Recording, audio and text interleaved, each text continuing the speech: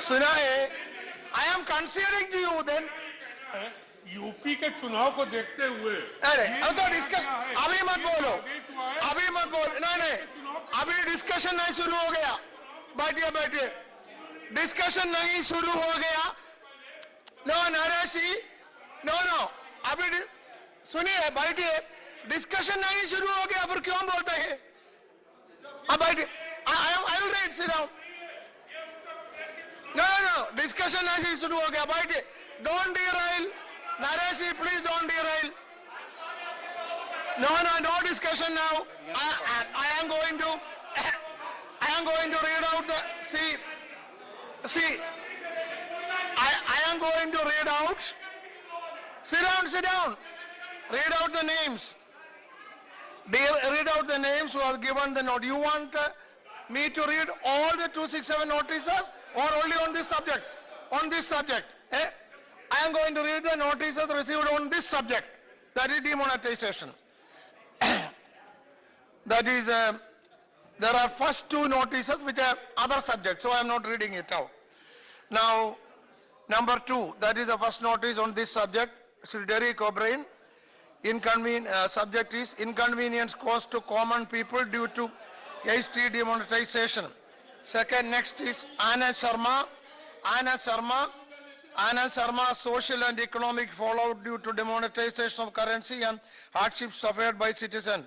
Sri D. Raja, situation arising out of the demonetization of rupees 500 and rupees 1000 currency notes in the country. Sri Sharad Yadav, unplanned demonetization of currency notes of 500 and 1000 by the government, causing lot of hardship to every person in the country. Sri Naresh Agarwal, decision of the government to demonetize rupees 500 and rupees 1000 currency note. Sri Sitaram Yechury, social and economic fallout due to demonetization of currency and hardship suffered by citizens. Sri Ananda Bhaskar Rapalu, ongoing chaos following drastic precautionless institutions impairing demonetization of rupees 500 and rupees 1000 currency.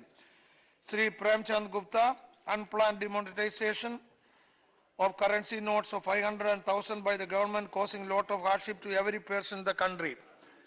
Now, Vishwambar Prasad Nishad, the same subject. Sri Satish Chandra Misra, problems due to demonetization. Sri Pramod Tiwari, same subject. These are the notices. No, 1 second. What are the same Sir, subject? one request. Two more SS, two more notices. One on the same subject. Number 1, Sri Kiranmanda Nanda. Sorry, Kiranmay Nanda. Second is TK Rangarajan. Let me complete. TK Rangarajan. As I already said, we will start the discussion now because there is total concern. And there, no, let me complete. Therefore, the list of business as notified today in the list of business stands suspended. Suspended. Sir, I have one request.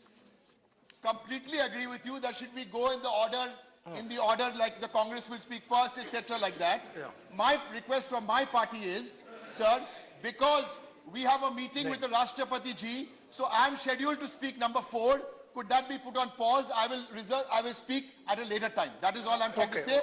That's That is all. okay. Thank you. Now, so we start straight away discussion. Sri Anand Sharma to initiate discussion. Sri Anand Sharma.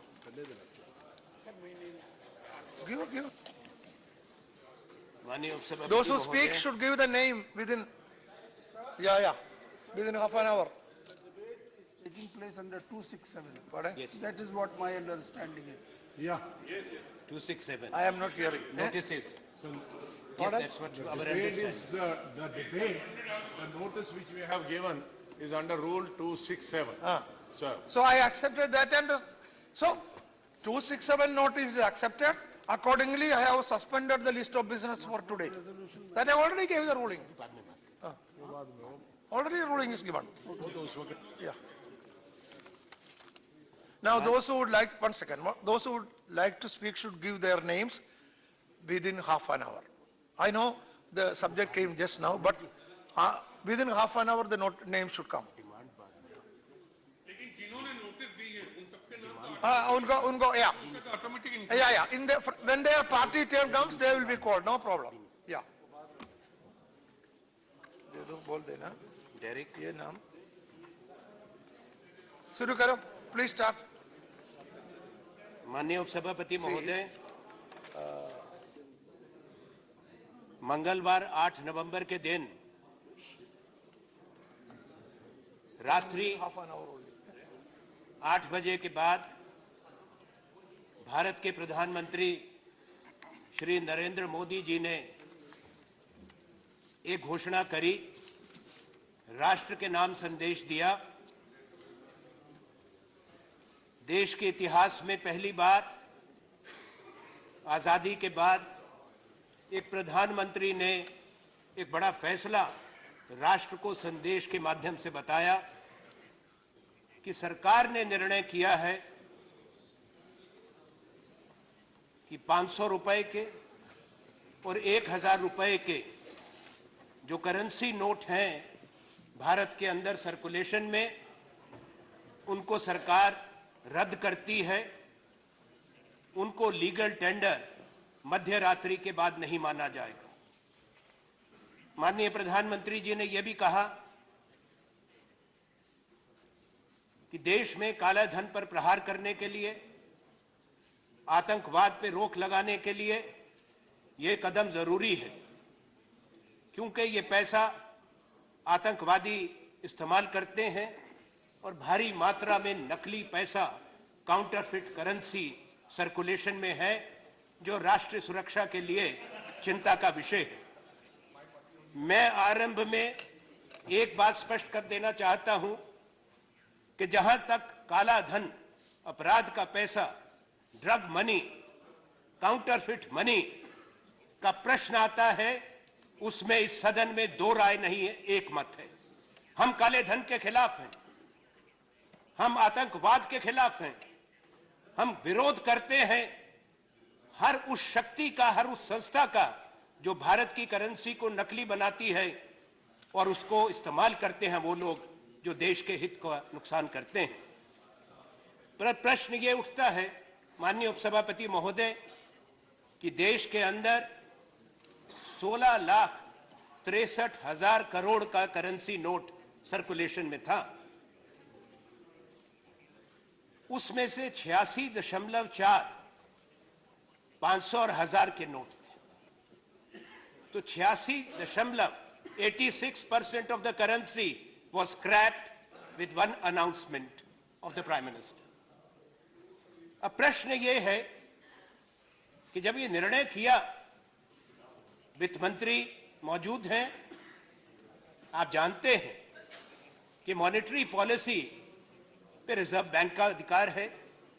क्या ये सोच समझ के सरकार ने तय किया था कि 86% पैसा जो बाजार के अंदर है हिंदुस्तान के, वो अधिकांश नकली पैसा है? ये प्रश्न उठता है। वो काले धन का पैसा है? ये बुनियादी सवाल आपसे है, क्योंकि भारत में जो कैश टू जीडीपी रेशो है वो 12 और 14% के बीच में है। एक वास्तविकता भारत की इकोनॉमी की है, जो नकदी लेन देन है, किसान से लेकर मजदूर, कर्मचारी, छोटा व्यापारी, ढाबे वाला, धोबी, नाई, जो लोग काम करते हैं मेहनत से, वो ना क्रेडिट कार्ड लेके चलते हैं, ना जेब के अंदर चेकबुक लेके चलते हैं। प्रश्न प्रधानमंत्री से है कि क्या उस दिन उन्होंने जो कहा वो इन सब बातों को मद्देनजर रख के ये बात की गई? उपसभापति महोदय, ये बात जानना जरूरी है कि इसी साल भारत की संसद को वित्त राज्य मंत्री ने सूचित किया, वित्त मंत्री से सवाल किया गया था अगस्त महीने में कि कितनी काउंटरफिट करेंसी है, नकली रुपया कितना है। उस पे वित्त मंत्री का जवाब है, मेरे पास उसका उत्तर है, उसमें कुल काउंटरफिट मनी माननीय आपने कही 0.02% फेक इंडियन करेंसी नोट्स, ये सरकार कर रही है।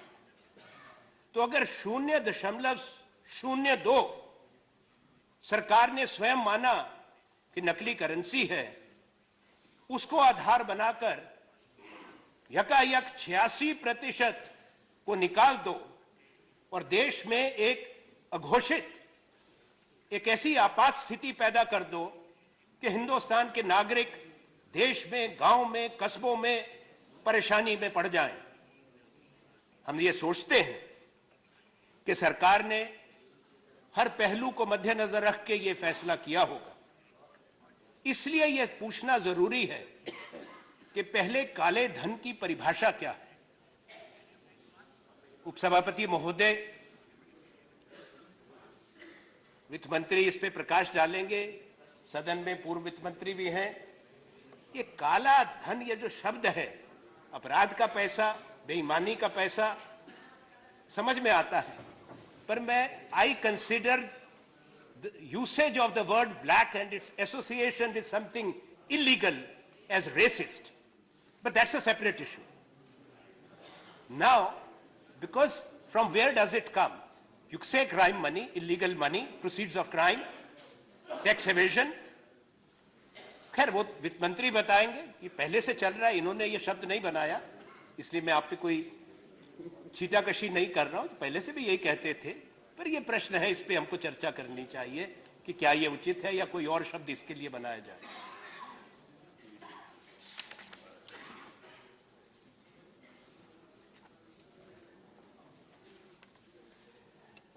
उपसभापति महोदय,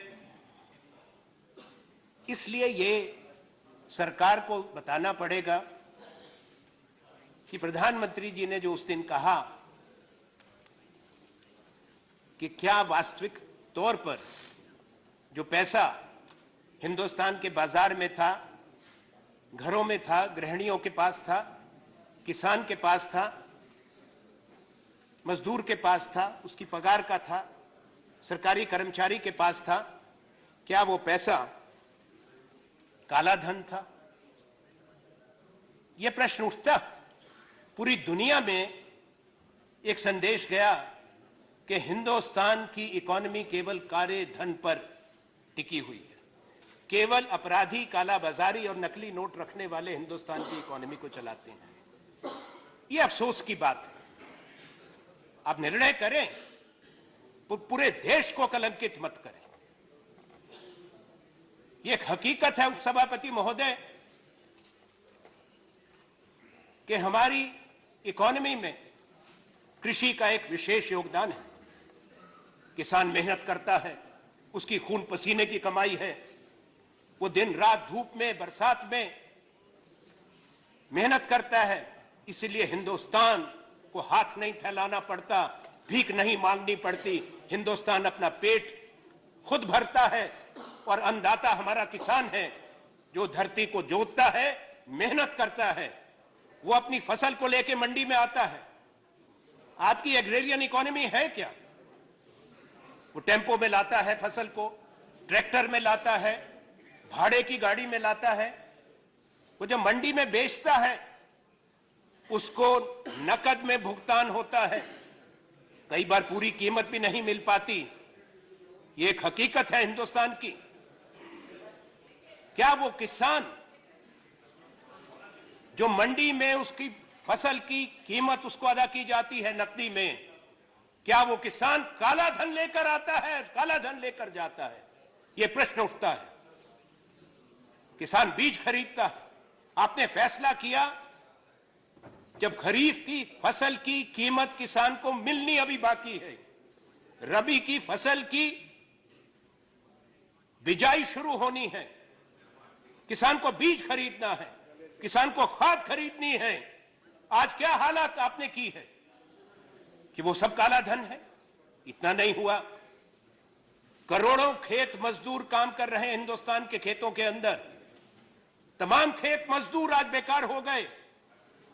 जो 200 रुपए दिन की दिहाड़ी पाता है, वो एक सप्ताह से लाइन में लगा है, कतार में खड़ा है किसी तरह से 2,000 रुपया मिल जाए वो भी नहीं निकलता, मशीन काम नहीं करती, लंबी लंबी कतारें लगी हैं, करोड़ों लोग लाइनों के अंदर हैं।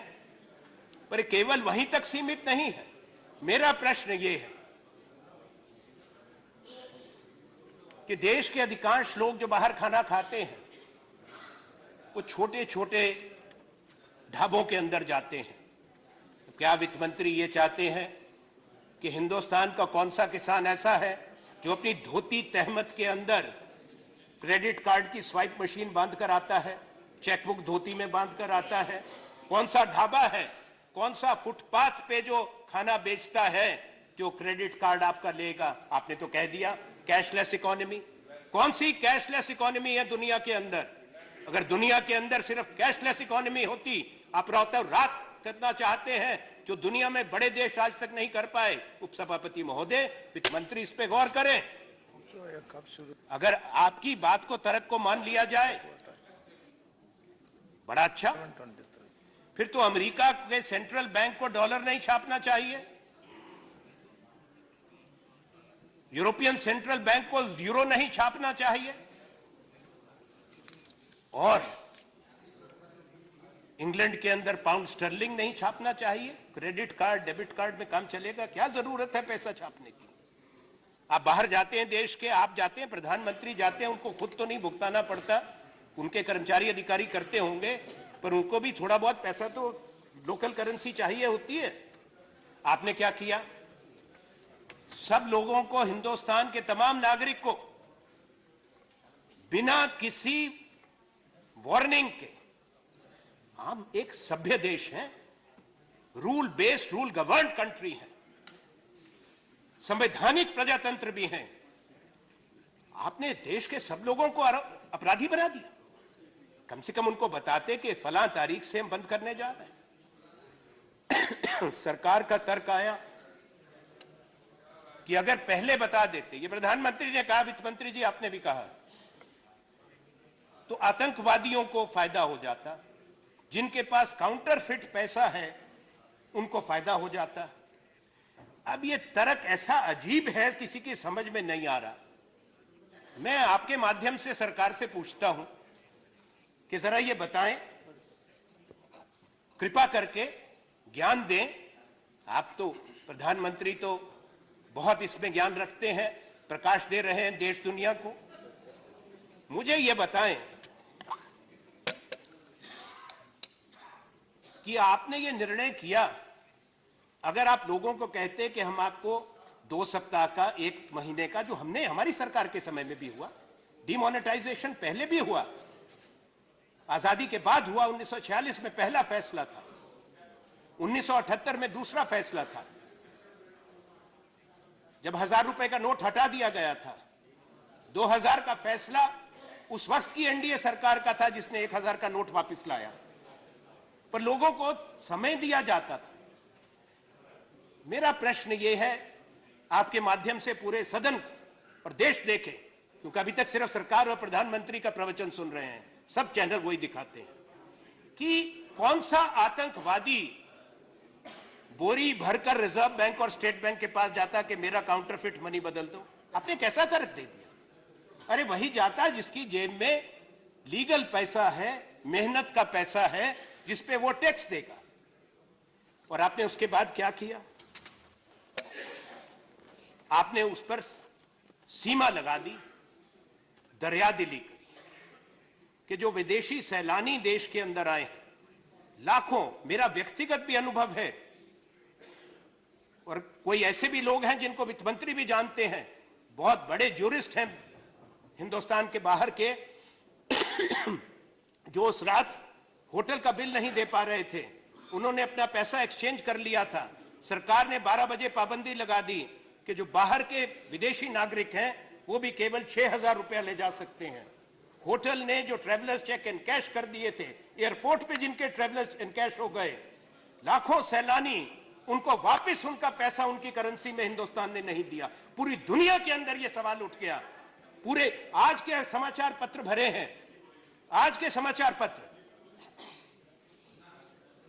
वित्त मंत्री जी ये गौर करें, पूरे दुनिया के बड़े देशों ने, उनके एम्बेसडर्स और हाई कमिश्नर्स ने अपने देश के नागरिकों को एडवाइजरी भेज दी है कि हिंदुस्तान आने से पहले कई बार सोचो। आज के अखबार भरे पड़े हैं, ये पूरी दुनिया में आपने मैसेज दिया, एक संदेश कि ये देश पूरा काला बाजारियों का देश है, 86% पैसा काला बाजार और अपराध का पैसा है। दूसरा, तुम आप यहां पे आओगे टूरिस्ट के रूप में, होटल में ठहरोगे, हम आपका पैसा ले लेंगे, आपको ही वापस नहीं देंगे, क्योंकि आपने तो चेंज कर लिया, हम तो आपको 6,000 रुपया देंगे। फिर आपने और किया, बड़ी दरियादिली करी माननीय प्रधानमंत्री ने हिंदुस्तान के लोगों पे, कहा आप पैसा निकाल सकते हो 11 तारीख तक, अब उसको बढ़ाते जा रहे हैं, कतार बढ़ती जा रही है, म्याद बढ़ती जा रही है। तो क्या कहा आपने, 4,000 रुपया आप जाके बदल लो। धन्यवाद। ऐसे दरियादिल वजीर आजम, वो बहादुर शाह जफर के बारे में एक शेर था कि उम्र दराज मांग कर लाए थे 4 दिन, 2 आरजू में निकल गए 2 इंतजार में। अब तो ये है कमा कर लाए थे 4, 2 कमाने में निकल गए, 2 बदलने में निकल गए, 2 कतार में निकल गए, 2 बदलने में लग गए, 2 कमाने में, 2 बदलने में, 2 दिन कमाओ और 2 दिन में बदलो। एक ऐसी नई आपने ऐसा एक हालात पैदा किए, बड़ा एहसान किया कि हर व्यक्ति को यह कहा कि तुम आओ, हम बड़े न्यायोचित निर्णय करते हैं, 4,000 रुपया निकाल लो। साथ में बैंक का खाता है, हम सबका खाता है, गरीब का भी खाता है, कर्मचारी का बैंक का अकाउंट है, बचत खाते हैं, छोटे व्यापारी का खाता है, करोड़ों खाते हैं। आपकी तो ढोलक की जनधन योजना की है, पर अगर आप खुद कहते हो कि उनकी जांच करेंगे, आप खुद ही मान रहे हो कि वो 0 बैलेंस के अकाउंट थे, रोज सरकार कहती है अब जांच करेंगे, उसमें पैसा आया तो सरकार कार्रवाई करेगी, तो काहे खोलवाए थे। पर दूसरी बात एक है, एक सरकारी कर्मचारी है, एक छोटा मजदूर है जो खेत में काम करता है, एक मजदूर है जो सिर पे ईंट मिट्टी लेके इमारतें बनाते हैं, कंस्ट्रक्शन लेबर है, कोई और लोग हैं जो सर्विस सेक्टर में हैं, हम सब लोग हैं, हमारे खाते हैं, हम उस पे टैक्स देते हैं, सरकार टैक्स लेती है, उसको आप कौन से पैसा कहेंगे? कौन सा अधिकार प्रधानमंत्री और आपका है कि बैंक में जमा खातों पे पैसा निकालने पर आप पाबंदी लगाएं? यह अधिकार किस कानून ने आपको दिया है?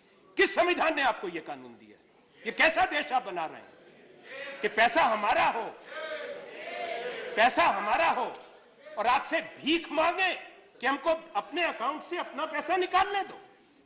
यह इसको आप न्याय कहते हैं? इसको काले धन से लड़ाई कहते हैं? आपने आर्थिक अराजकता भारतवर्ष में लाई है। आपने हिंदुस्तान की जो अर्थव्यवस्था है, जो नकदी भुगतान पे चलती थी, आपने उसकी रीढ़ की हड्डी तोड़ी है। आने वाला वक्त आपको बताएगा। काले धन से लड़ाई के तरीके हैं। आप पढ़े 1978 में आरबीआई के गवर्नर थे आईजी पटेल, उन्होंने क्या लिखा था? पटेल ही थे वित्त मंत्री, सरकार का फैसला था, आरबीआई के गवर्नर को कहा गया, क्या कहा गया कि सरकार 1,000, 5,000 और 10,000 का नोट डिमोनेटाइज करेगी। उस वक्त ऑर्डिनेंस आया था। आप तो कोई ऑर्डिनेंस नहीं लाए, आज तो नादिर शाही है, फैसला हो गया, घोषणा हो गई, अमल करो। पर उस वक्त के गवर्नर ने लिखा था, वित्त मंत्री जी, और मैं उपसभापति महोदय आपके माध्यम से सदन और देश को बताना चाहता हूं, उन्होंने फाइल पर लिखा आरबीआई के गवर्नर ने कि यह फैसला सही फैसला नहीं होगा। उसका कारण उन्होंने बताया। कारण यह बताया कि यह जो पैसा है, अगर आप सोचते हैं कि अपराध का पैसा है, या जिसको आप काला धन कहते हैं, इल गॉटन मनी कहते हैं, that would be lying in the pockets or in the almirahs or suitcases of the people, that is wrong. and it would be absurd to think that, I'm repeating his words, because that money would have been invested in real estate, in bullion, that is gold, in securities, or in foreign exchange, or would have gone out of the country. This is IG Patel's note. Later on, the then finance minister 1 year later realized when there was a gold crisis and Morarji Desai's government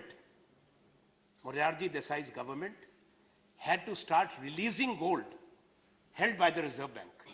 Is this a fact or not? प्रश्न ये है कि आपने तो फैसला किया,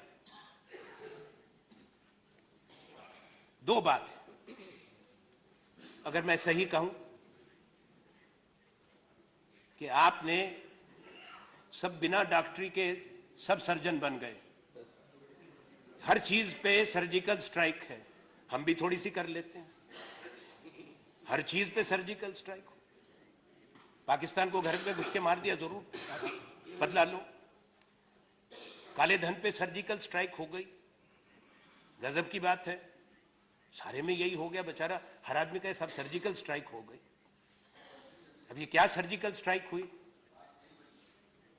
पहले तो प्रश्न ये है कि श्रीमान आपके पास सूचना है स्विस बैंक में किसका पैसा है, सूची आपके पास है, लाइखनस्टाइन की सूची आपके पास है, 83 देशों के साथ हमारे सब समय में भी समझौता था,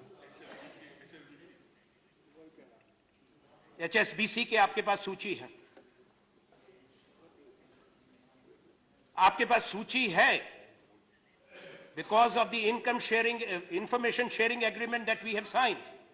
If you are trying to give this impression to the country that India started thinking about fighting money laundering and black money, then Prime Minister is living on a different planet.